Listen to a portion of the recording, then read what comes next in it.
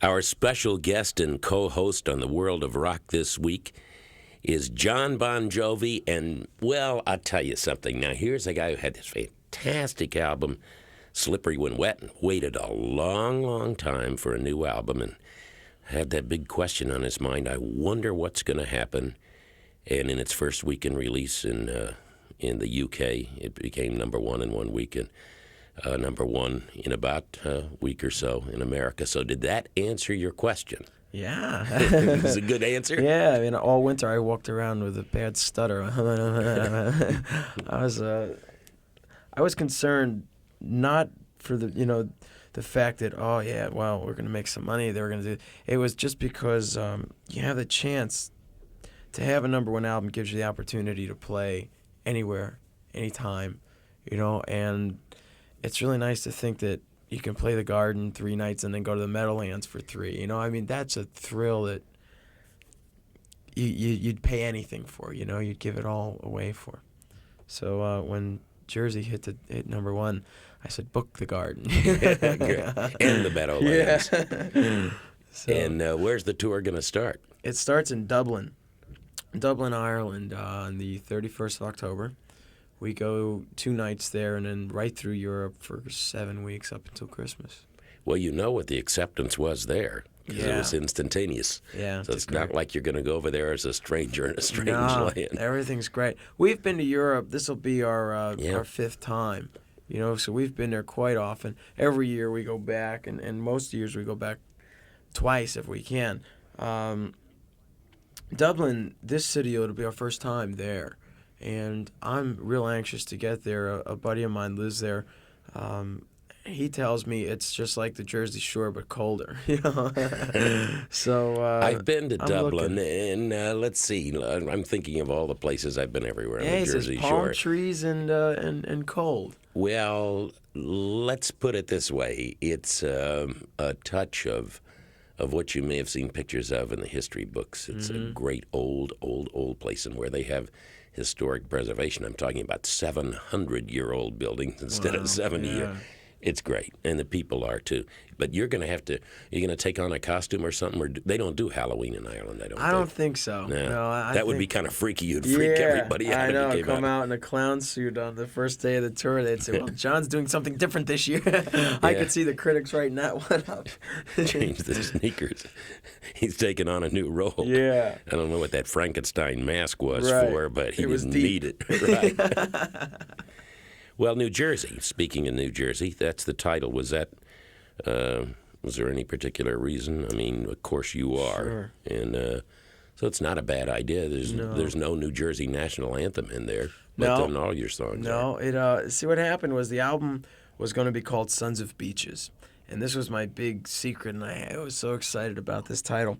And the album cover, when it came to about maybe 3 or 4 weeks before we were done with the album, I started calling folks to do the cover. And my concept was maybe a cross between the Doors' Strange Days album and like a Sgt. Pepper. And I imagined the beach, and we would be on the cover intertwined with all these characters, maybe the fat lady and the muscle man and all the characters you'd see like in a carnival on a funny beach. And when I told this guy about it, he was like the nutty professor. He just started panicking. He says, "We need 6 months, not 6 weeks. I can't do this." And I started thinking about it, and then he sent me pictures of what he thought this Sons of Beaches should be, none of which, got along real good with the band or myself. And then on the inner sleeve, what I was doing was going to put this patch that I've worn on my jackets for the last few years. It said Bon Jovi, New Jersey. And I thought about it. I said, well, what if we just put that patch on the cover? And I ran it by the band, and I'm usually the guy that they uses the brunt of every joke, or they throw things at the end of the day. But they went, great idea, and I ran it by management, and they said the same thing, and and that was it. I just figured. I said, look, here's who we are, here's what we do. I hope you like it, and it's understated, but it worked. Now you got the guy though. Why don't you have him work on the next album? Yeah, I let him start now. I know. Yeah, go through some stuff, because that's a great idea too. I mean, but the album the cover in its simplicity is good enough, because it's what's inside that counts always. Right. As long as you're here with us today on the World of Rock and your co-host, I'm going to let you. We'll get to some music from the album because that's what we want to do, so that people can get into a lot of the songs there. And if you'd like to, you have to play disc jockey or host here. So be my guest and pick a song out of there. Oh, I get to pick too. Sure. All right, so it's time. I guess everybody can dance in their living rooms, and this is the first single, but it's a fun song, and it's something that we like a lot. It's called "Bad Medicine." Bad Medicine was good medicine, obviously, for you and for the intro of the album. It was released ahead of the album, and there are lots of other great songs in there we're going to be getting to. Bon Jovi is our guest on the World of Rock, and we mentioned already that there is going to be a tour, and we're all happy about that because it's time again for that, too. Back to work. Yep, back to school. Work. So the American part of the tour, which concerns our audience in all the various places, will be roughly when? Late January, I believe it's the 22nd. We start in Dallas. We've already been down to Dallas with the new stage and the lights and all, and we were rehearsing down there in a smaller hall. Like there's a convention hall or something like that. And we had such a good time that we thought that was the place to start. You know, that would be the best place to come back home to and work up toward the east and then work across the north into the west. So we'll be in the New York area first week of March. I believe March 1st is the Meadowlands. I don't remember the Garden dates or the Nassau dates, but I know that they're all in there. And we're going to do 5 months in the States and then go back to Australia, come back here for the summer, go to Europe for the fall, and South America next winter. So if you want to send me a Christmas card next winter, I'll tell you where I'll be, you know. So you're definitely going to get back on the road. Yeah, it's back to work. I mean it. You know, they're not kidding. I just have a one-way plane ticket that keeps going, you know. Now, are the guys intact, your group? They're doing that, you know, with their nails in the board on their way out as they drag them with their suitcase. But everybody's, I think, accepting that it's time to get back to what we do best and, you know, tour. And enough of sitting home and watching the Giants. Bon Jovi is our special guest on the World of Rock and our co-host, and a wonderful new album, which is called New Jersey. And some of the people, you had a little kind of listening audience, didn't you, of actually listeners? Yeah. You know, I was thinking about it in the demo sessions of Slippery. And we were in a small studio in my hometown that no one knew existed, you know, because bands never even get in this place. They use it for a couple commercials, and I don't think they've ever used the room where you actually record. They've used fake drums and what have you. So every night we would slip around to this pizza joint around the corner, and nobody could quite figure out why all 5 members of the band were there at one time, because it wasn't a rehearsal place. I lived 5 or 6 miles away, and nobody understood it, but there would be a crowd there. The last night of the second set of demos, I says, why don't everybody come back to this recording studio and hear what we're doing? So they didn't even know this place existed. They come in, we play them the songs, and although they generally say, oh, I love it, I love it, I love it, you can see in their eyes and the way they tell you they like it, if they really did. And they were picking the songs for Slippery.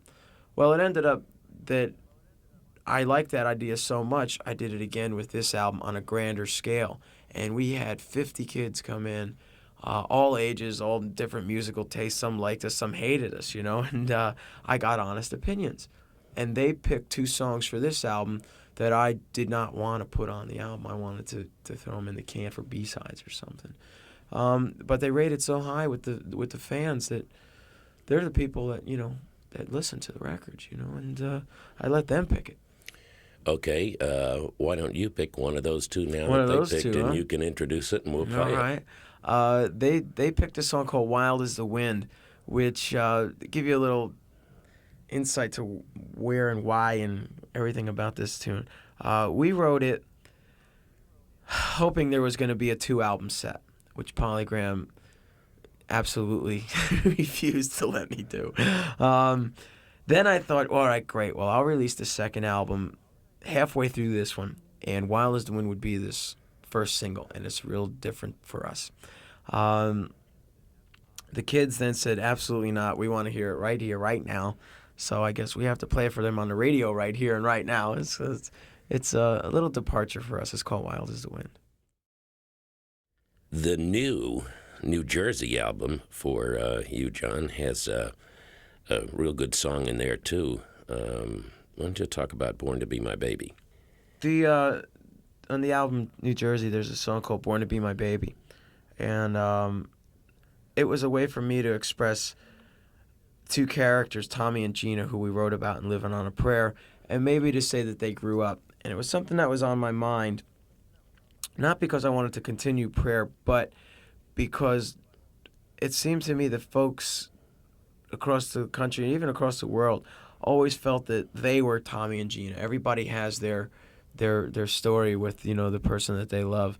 And everybody felt real good for those two people. And I wanted to mention them again and to say, hey, they're doing fine, and then end the story here.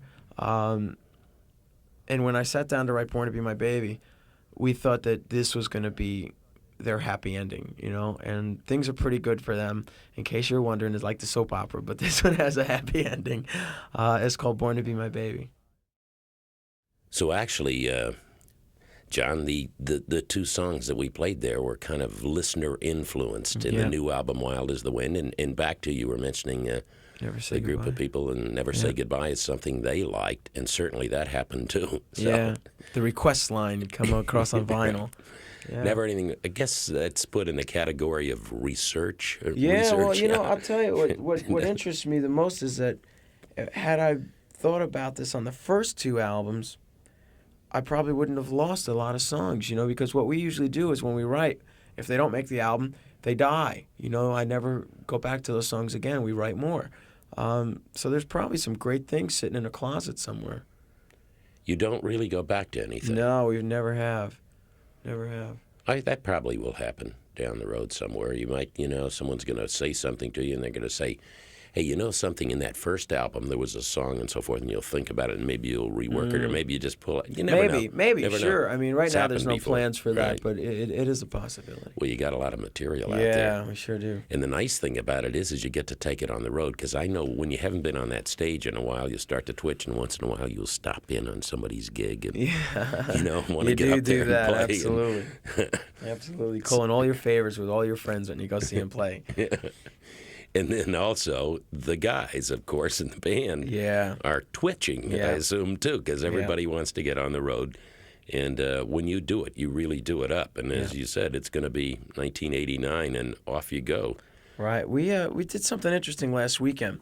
Another thing that everyone thought I was crazy for, but I called up a friend of mine over at our agency, at a premiere, and I said, Barbara, book some clubs. Call it out of the blue. The next day, call it out of the red. I say, the next day, call it out of here. I don't care. Make up 4 or 5 names so you can reserve these clubs. I says, but I want to get in a van again with the guys like we did years ago. Drive up the East Coast, pull into a place at midnight, and say, we're here, we want to play. She did it. It leaked. We didn't do it. But what I did was when I told her to go north, I went west. And I found 4 or 5 clubs for 4 or 5 days. And we'd pull in at like 11 or 12 at night, and we'd play the last set. And it was a great rehearsal. One night, the Stray Cats were in a club. We went in, and they got done with their set. We set up. We played after them. The next night, a band called Skid Row, whose album's just about to come out, we went on after them. The next night, we were in Woodstock, with all these ex-hippies, and they're going, listen, we have some friends of ours here, the band Bon Jovi's here to do a set. And you hear like... Yeah, great. There's 4 old hippies in Woodstock, going, yeah, great, okay. But we had a great time. It was a great rehearsal. It was a way for us to get ready, because I think that itch is starting to take over now. We're ready to go to work. So the clubs were fun, and we played for free beer, just like the old days. Well, there's something, the excitement of getting product together, writing, and getting the sound. But then the most exciting thing is to relate to the audience and have them turn you on and you turn them on. Yeah. So for America, everybody listening to the World of Rock, we know you're going to start in Europe, in Ireland specifically, for the latter part of this year, and then January right on through the summer, you'll be around America, and we can update Yep. things, roughly in the New York area. Well, you'll start in Dallas, right? Yep. The hit and run leg, the first leg. One night everywhere, keep moving. Any changes in the band? No, God forbid. Yeah, okay. No. Like my Well, mother's. that happens to everybody, No, sooner or It's later. like my mother's always said she had 4 more sons. No, there's the band is the band.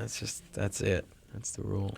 Well, I have to say something early on in Bon Jovi's career, that your mother actually turned me on to the group. And then the first time I saw you live was in Freehold, That's New right. Jersey. Yeah, that was And a long time ago, 8 years. that was a long time ago. And that was one of those things where the concert was canceled until the last minute, and at 12 noon for a 2 o'clock afternoon. It was a daytime thing. They let it go, and half the people didn't know whether there was a concert with these different groups or not. And but it's good. You're there's something about New Jersey, as there is about other places. There's there's places in the South. There's places in the Midwest where music is sort of magic. It's a place where you get together, and the people that are there turn you on, and you turn them on. And New Jersey, very quietly, has had its own community, and you grew up as part of that. And it isn't all Bruce. It's been a lot of people. Sure. A lot of time. And your friend Johnny has a new album, and it's real exciting. And that first single, ain't that peculiar, the old Motown thing, he's having a field day. And it's great. It's good to see him back. There's a lot of folks down there. And I know that the guys in the group always get, like in the E Street and in your group, if you're not, for the reason, okay, now we're going to take off for a little while. Why? But touring is the thing. And how about Japan? You didn't mention Japan. Yeah, we're going New Year's Eve. We play Tokyo. Oh, you are going? Because I know you're hot stuff in Japan, man. We do well. We're doing the Dome. They call it the Big Egg. It's where Mike Tyson had that fight there. It's a 50,000-seat indoor dome. Mick Jagger played there. I think he was the first and only concert they've had there. And we're doing 3 nights on the 31st, the 1st, and the 2nd. It's going to be the first New Year's Eve show. You know what happens in Japan is there's a curfew. When you play in Japan, you go on at 6 o'clock or 6:30. There's no opening acts, and you're done by 8:30, 9 o'clock at night. So you can go to the movies after the show. I mean, there's just it's a strange thing. But what they do it, the reason they do it is because the kids have to get home by public transportation, and there's no trains or anything that late at night. So this is going to be really at New Year's. It's going to be at midnight, and this is a real first for the Japanese culture and their people. And we're going to be the guys that they let do it. Halloween in Dublin. Yeah. New Year's Eve in Tokyo. How do you like that? Thanksgiving Christmas is like in Sweden or something. Okay, where's Christmas? Yeah. Christmas is in New Jersey. All right, great. I wanted to hear you say that. I come home for Christmas for 5 days. Now, let me ask you a question about the tour, because I don't know whether this is true or not, but a part of it, are you going to use a specific group to open for the show? In Europe, we're using Lita Ford. Remember Lita? She was at the Runaways. Here in America, a band called Skid Row is the next generation, I guess you'd say, of Jersey guys. And they're old buddies of mine, and they got signed to Atlantic recently, and they have a new album coming out. This will be their debut album. So everybody go out and buy it, okay? When is the album due? January 18th, Skid Row. Okay, well, we'll be watching for that. Yeah, it's a fun group. On the World of Rock, 2 good songs out of the new album. I mean, Love 'Em Both, Born to Be My Baby. Interesting story you had there. And what about Blood on Blood? Blood on Blood is very introspective for me, which has been a lot of fun to write about that. But the characters' names, Danny and Bobby, were 2 kids that I grew up with. I was sitting in California watching the movie Stand By Me, and I thought about when I was 13 years old and what I would do, with these guys. And the 3 of us swore, God, that we were going to be buddies forever. Unfortunately, things change and you go your separate ways. And both of them went off to join the Navy at the same time that I was starting to play in rock and roll bands. And all these years later, I hear that they both live out in California now. So I'm writing this song, and I'm calling Rich down the hall, and I say, Richie, come over here quick. I got this great idea. And I showed him it and started playing the song. We sat down to start writing it. And I actually ran into Danny, who I hadn't seen in 10 years. And I haven't seen him since, and I finished the song off. And so I think he's probably heard about it now because a lot of interviews I talk about it. But it's that kind of a, maybe, one of the great memories of being a kid, And it's called Blood on Blood. On the World of Rock, our co-host and special guest is Jon Bon Jovi, and out with a new album, New Jersey. A whole bunch of songs in there that are really great, John. And I just wanted to back up a little because though you are quite young, your success is not overnight, as some people feel, because you were on the road a long time before things started to happen and before the huge success of Slippery When Wet. But back when it was a young kid and you have a normal, happy home life in New Jersey and you're listening to your influences, what kind of people thought, okay, I think maybe I want to do this? What happened there for you? Well, there was a lot of guys. It's unfortunate that I can't just pin it on one guy, but there was all the Jersey guys, of course, had a lot to do with it because you felt so much a part of that just living in the area. But then there was Thin Lizzy and Aerosmith and Alice Cooper and that whole 70s, early and mid 70s rock stuff, which was so important to me as a kid. I lived it, I breathed that stuff. Kiss, seeing Kiss at Madison Square Garden in I don't know what 75 or something. And couldn't believe that this was what Madison Square Garden was, taking the train there. And I mean the memories are lodged forever. Now what we have a chance to do is we have a chance to work with these same people, and then you're friends with them or you're writing with them or for them. Most recently, Rich and I sat down with Alice Cooper. And Alice, who was a big influence, and I really loved his stuff, and I felt like the interviewer. He stayed over at my house this last weekend. And I says, if I'm in pain in the neck, let me know, man. But I want to know this story and this story. And he was just flowing with information, So we started to write this great song for him, which I hope will be out around February. It's called The Ballad of Alice Cooper. And it's sort of like maybe the way we write things like Wanted, Dead or Alive. But I was so worried to play it for him. He sat down in my house. It's the first night I'd ever met him. And I says, we've written this song for you, and we want you to help us finish it and see if you like it. And I start singing. I says, it used to be a $1 million baby. And I started turning 3 shades of green. I can go out in front of 80,000 people and sing and do anything. But I'm sitting here with, the great Alice Cooper, and singing this song about him. And he loved it. And we finished writing it together. And now we demoed it, and we were producing it. And now he's going to go off and do it on his album. So a little history covered, past and present, as a matter of fact, Alice Cooper. I remember, you're talking about Alice Cooper, but, I got to watch him in concert, and he'd use the screen and then, burst through the screen during a movie. And I watched him from behind the stage as he would time, his bursting through this movie that people would be watching, and all of a sudden he'd be there. And his band was a good rock and roll band, but he was a showman. Yeah. Oh, man, he had everything timed and everything. It was like not really watching a concert. It was a show. Yeah, and it's great. It's great. Really so great. I'm glad you got to spend that time in a little bit of... a 3-day interview. Yeah, that's wonderful. Our guest is Jon Bon Jovi on the World of Rock. And speaking of that, as far as the World of Rock is concerned, wherever you are, the American part of the tour begin in January and go through most of the summer. So it'll be starting in Dallas. We'll cover the East, the Midwest, the West, and everywhere, right? Every city. You have an arena, we'll be there. So the third, fourth single will be out by then, and the rest of that.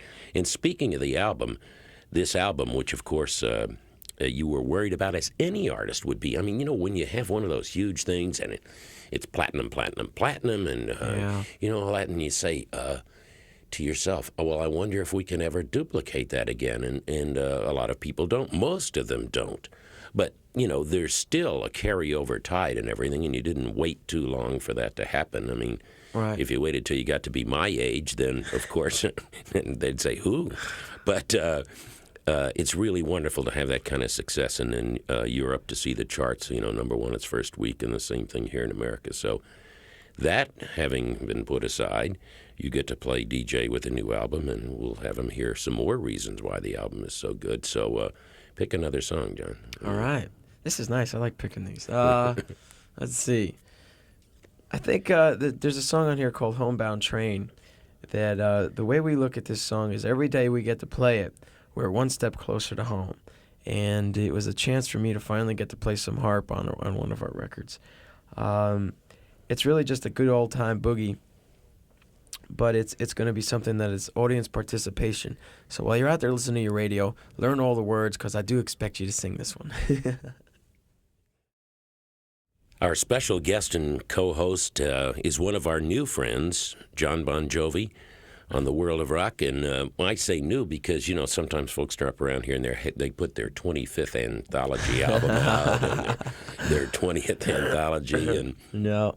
And you're a newcomer on the scene in that respect. That's why I say new friend, because we have known each other for a while. And the nice thing about it is that the chemistry with you and your group, and then, of course, the public, you get to perform. You put the product out. You spend the time in the studio.